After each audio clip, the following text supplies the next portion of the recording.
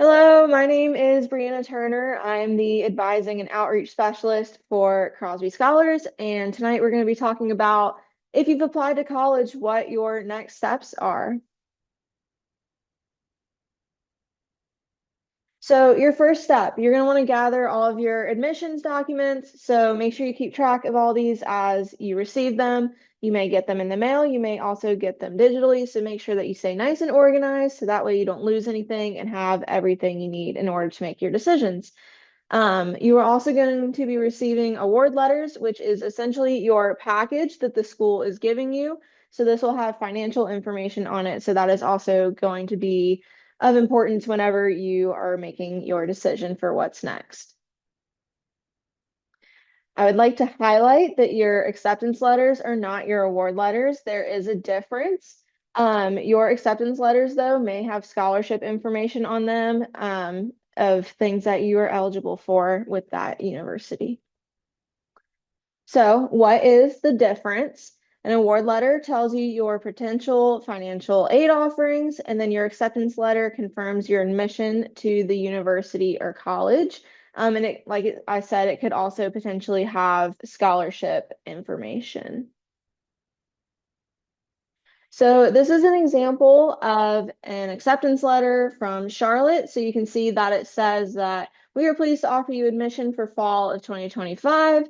And then it also has your next steps in here. So you may want to view your important steps on the admissions website. So that way you know all the things that you need to do. It also highlights that this person was accepted for a specific major and how they can access more information moving forward.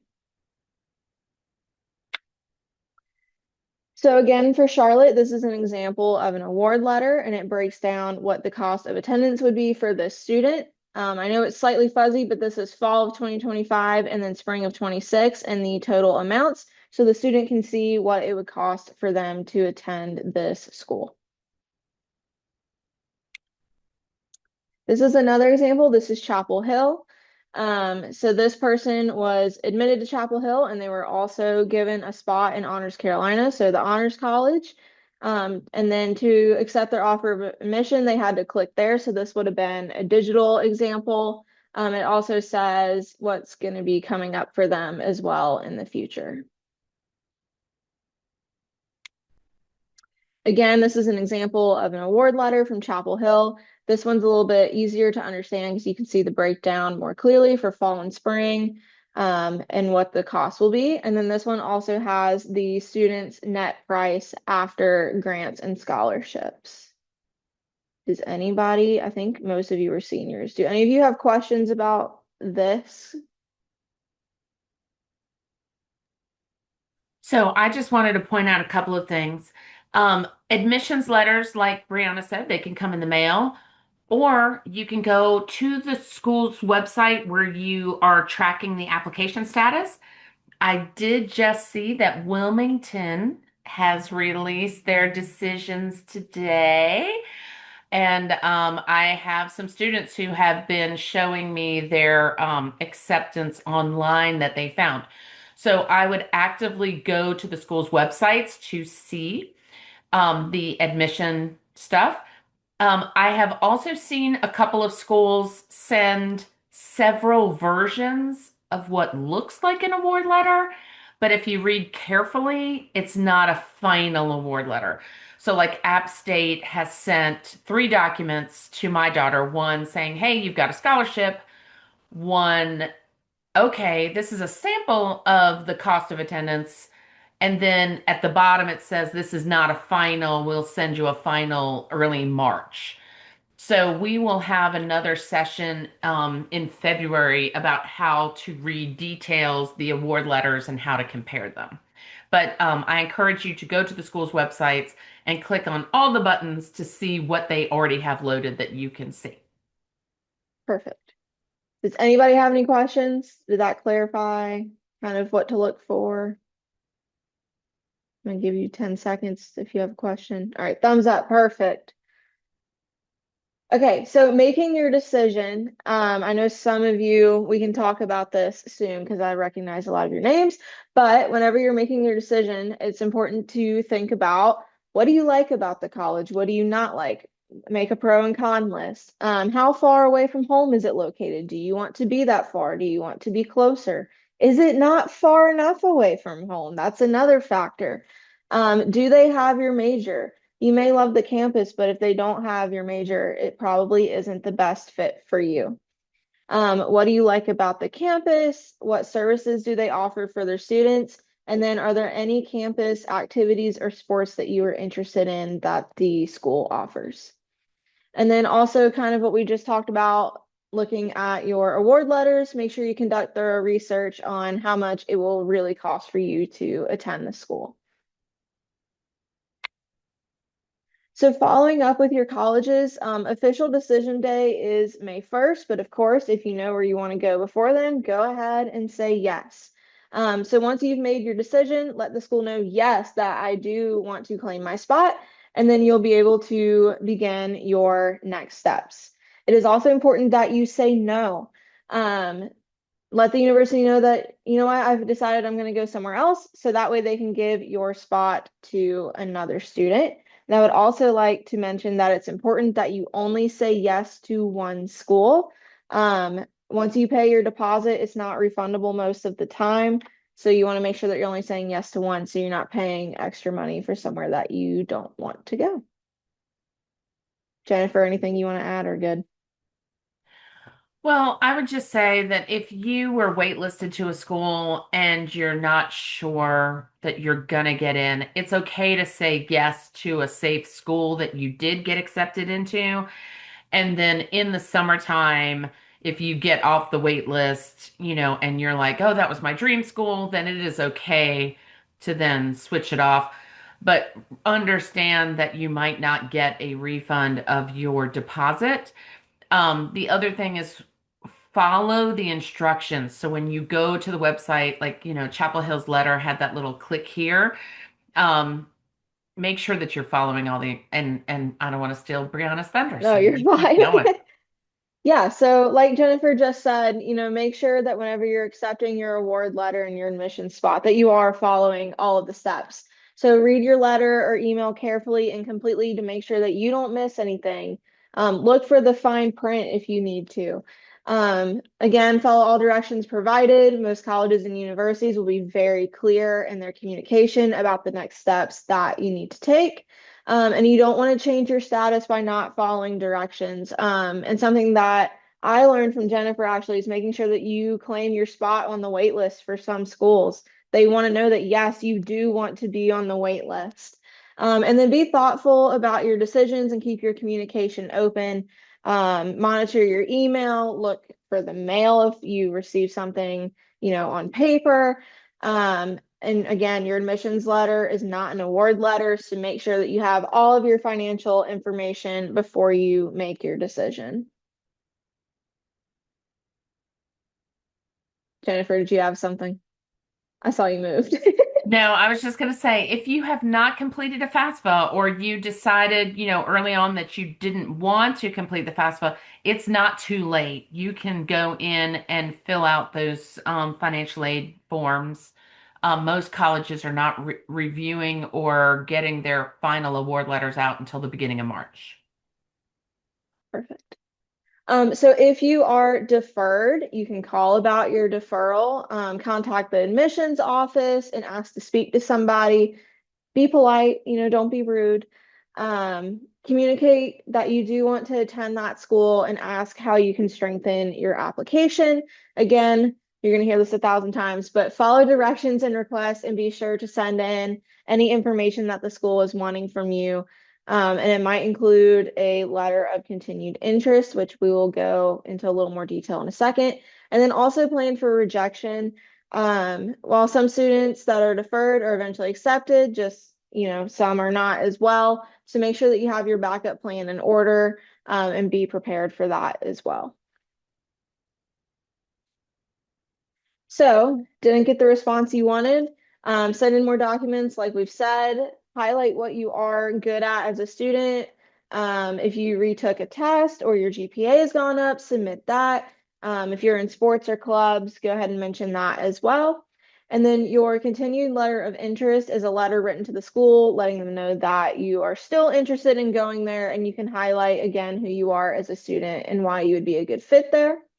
And then if you're waitlisted, the probability of acceptance from the waitlist kind of fluctuates depending on the school and the admissions cycle. Does anybody have any questions about being deferred or waitlisted? I was Good. just going to say it's really important for the student to drive this process. Mom and dad, it's hard to watch your student be deferred or waitlisted or not get into a school, but you cannot call the school on your student's behalf. You have to let your student drive the writing of the continued letter, the emailing to the school. And if I was going to reach out to the admissions department, I would probably do some research online and find the admissions officer for the area for Iredell County, right? So if you do write a continued letter of interest, you can send them to this email. It'll be posted in our newsletters, and I believe it's on Facebook as well, that you can email them to essay@crosbyscholarsIredell.org, and then WH or one of our staff members will review your letters. So let's talk about money briefly. So loan trainings, if you're looking at all of your financial options, attending loan trainings can help you understand which type of loan may be best for you and your family. And these trainings will inform you of your options so that you can make the best financial decision possible. And then for paying your deposits, paying a college deposit again secures your spot in the incoming class and often confirms your enrollment and your eligibility for housing. And it's an important step, so make sure you are sure of your choice before you're paying your deposit, since again, they're usually non-refundable. I will say for loan trainings, a personal example, I went to an open house at Western Carolina and they offered loan training sessions throughout the day for students and parents. So if you attend an event like that, you can look out for those types of sessions where you can learn more about your options. And there's a ton of information about loans on the studentaid.gov website and college um, bigfuture.org. Mhm. So if you get your award letter and you need to appeal financial aid, you can appeal financial aid due to a change in your family or financial circumstances, or because you don't feel the information on your financial aid forms accurately represents your situation and your ability to pay for college. A college may accept your appeal, they may also decline it, but they can increase your federal financial aid and then also your financial aid directly offered from the college. But again, remember that appealing doesn't guarantee that you'll receive additional financial aid. Jennifer, do you have anything to add about this? Yeah, I would also be prepared to whatever you say is different, they're going to look for documentation. So for instance, if one of your parents is like not working because of now being on disability, they're going to look for proof of that they're not working, right? Whether it's a doctor's letter or, each school has its own version of what they're looking for. So step one is to reach out to the financial aid department. I do have a lot of families that think, oh, I can take my 3 award letters and I'll call this college and say, hey, this school offered me more and I really want to come to your school.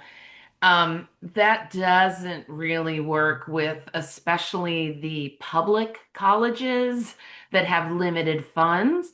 Sometimes I have seen private colleges who are really wanting you there. Sometimes that might get you a bigger coupon or a little bit more of a scholarship. But in general, you're not wheeling and dealing to get a bigger picture. Usually it's something that you can prove that's changed from the taxes that you provided.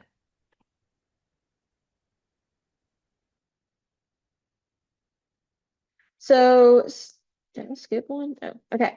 So students are able to apply for scholarships through Crosby Scholars. If you're a senior, please apply for scholarships. This QR code goes to our SMORE with our scholarships, but I'll also have it in a list of resources later that I can send to you. You will create a submittable account, use a personal email, please. And like I said, our scholarships are located in SMORE and applications are now open. And another important note is that WH or another staff member will also review your scholarship essays and you can send them to that same email from before. If you have additional financial aid questions, here are your lovely contacts for Crosby Scholars. Dominic Jones is our financial aid coordinator, and his email is right there. And then Jennifer's as well. And if you need these at a later date, they are on our website as well. I'm going to leave this for just a second in case any of you are writing it down.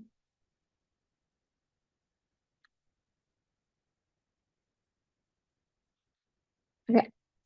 So forms and follow-up. For your housing application, most first-year students are required to live on campus, but of course, check with your school to see what their terms and conditions are, and make sure that you understand what your options are as a first-year student. And then everyone's favorite thing, finding a roommate. Look for Facebook groups and Instagram pages to help you find a roommate. And then colleges will often have a questionnaire to help you match with someone who has similar interests and a schedule. Personally, I use Instagram and found my roommate, and we're still friends to this day. So it is a great option if that's something that interests you. And I can say that, like, I went to Western Carolina. So, for example, we had a class of 2024 Instagram page where then you could look for a roommate. So, great resource. Highly recommend it.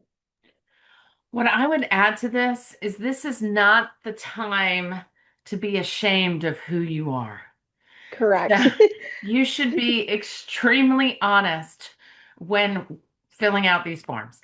So if you are not a clean freak, you should not say that you're a clean freak. If you are not a night owl, you should not say, oh, any time of day waking up and studying is fine, because they're trying to match you up with someone who is similar in your habits. And it might be great to have a clean freak that cleans up after you, but that doesn't necessarily work. Um, Especially if you are, you like to get up early and go to bed early.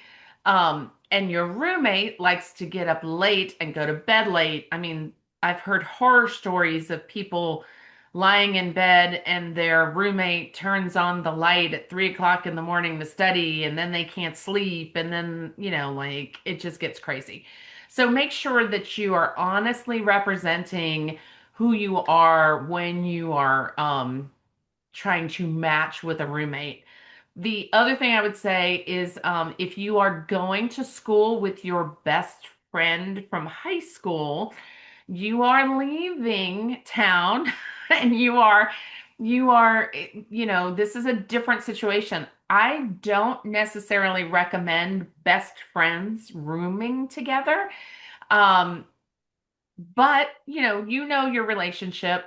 Um, One of the other things is when you get into the situation with a roommate, the colleges do a really good job in orientation of providing you resources to create contracts or agreements. We agree that we're not going to lose our key. We agree that we're not going to have outside guests, right? After such and such a time or on weeknights or whatever. Really use those agreements, because agreeing to that in the roommate contract or agreement can cut down on um uh confrontations, right? A lot of you have your own room at home right now. You have not shared a room ever with anybody, and you're about to go share a room that's much smaller than yours, and you'll have all your stuff and all of the stuff, right? You just want to make sure that you're setting yourself up for success. So, that's all I have to say about roommates. I'll add one last thing about roommates. If you were to end up in a situation where you can no longer live with said roommate, your university will work with you.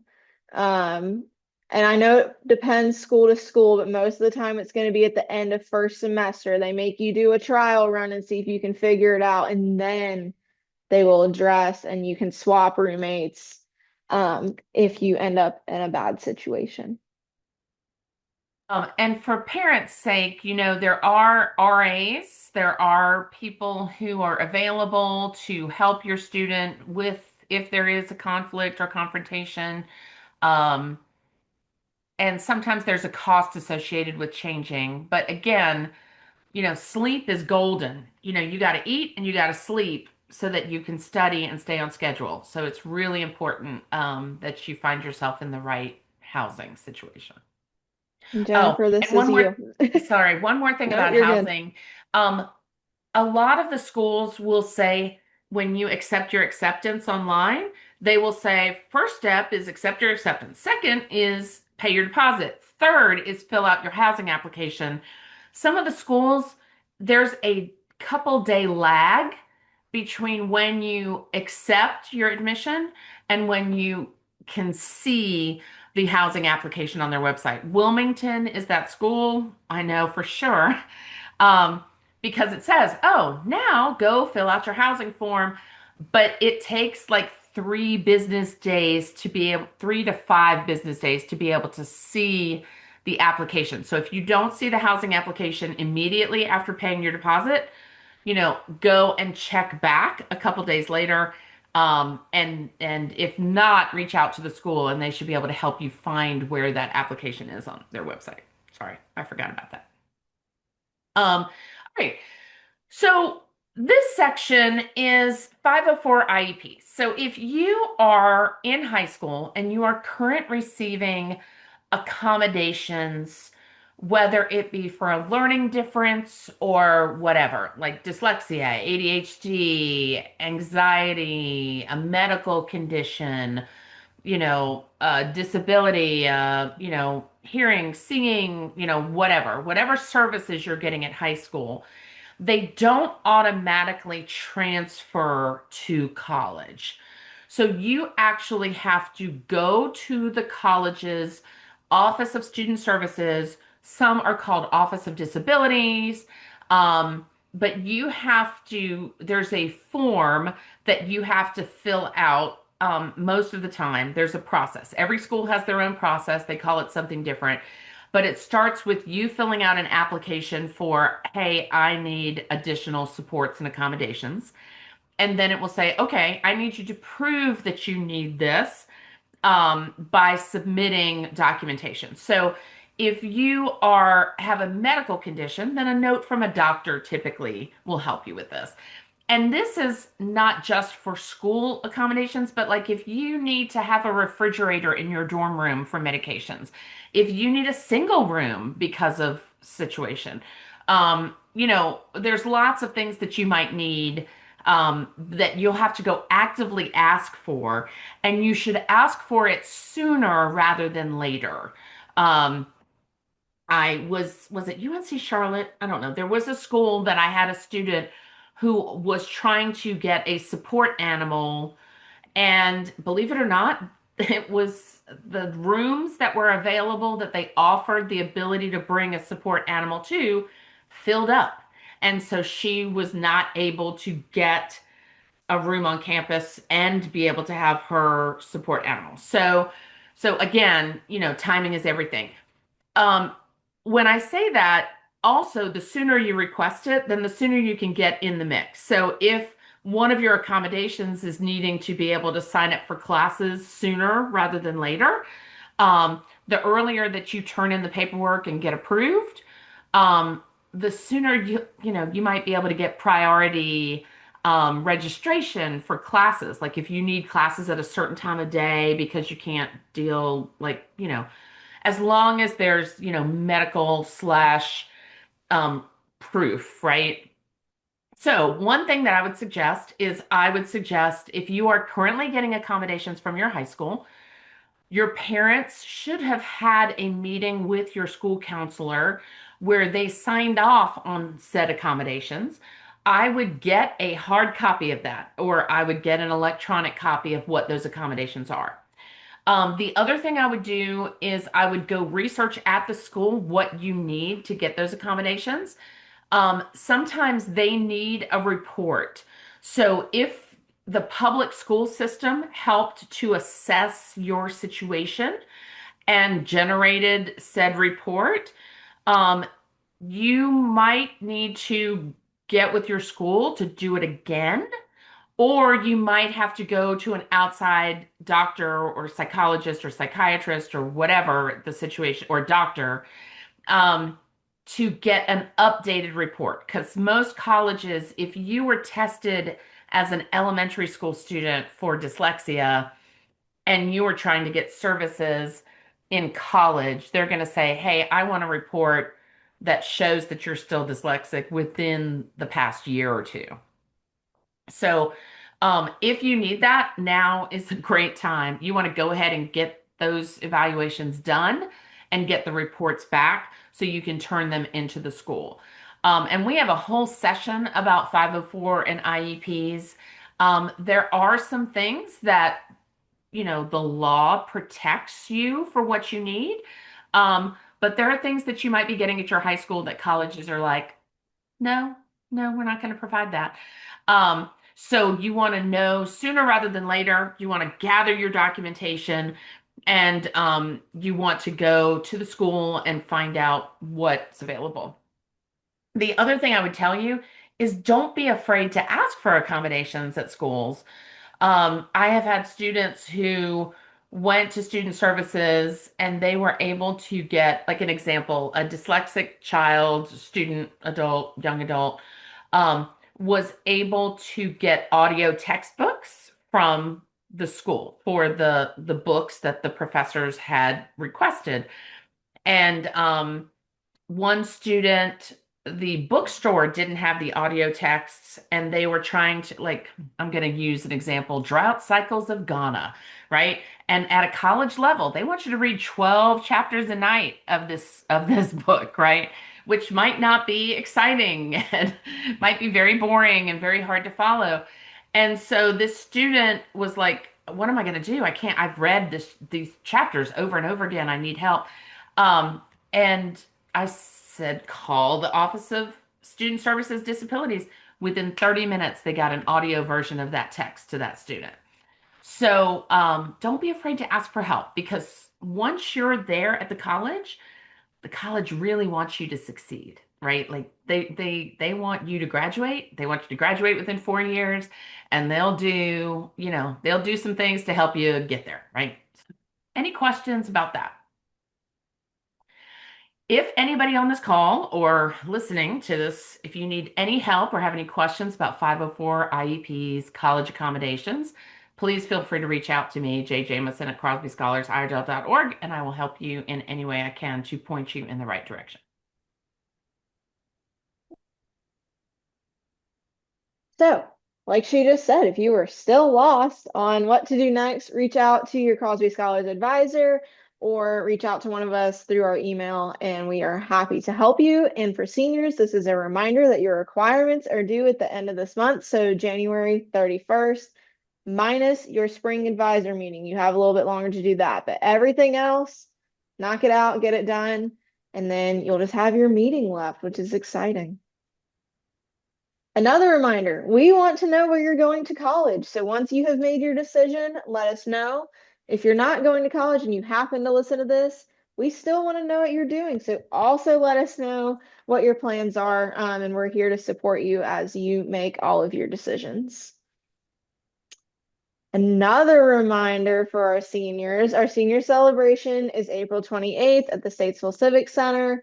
It's starts at 6:30. This is where we will award scholarships and give you your cord for graduation. We would love for you to join us, but if you can't for whatever reason, we will still get you your cord. But come celebrate with us.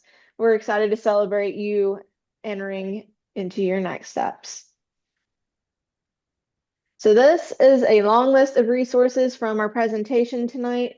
I'm going to put the QR code up on the next slide, and it'll ask you if you want these resources. If you hit yes, I will email them to you.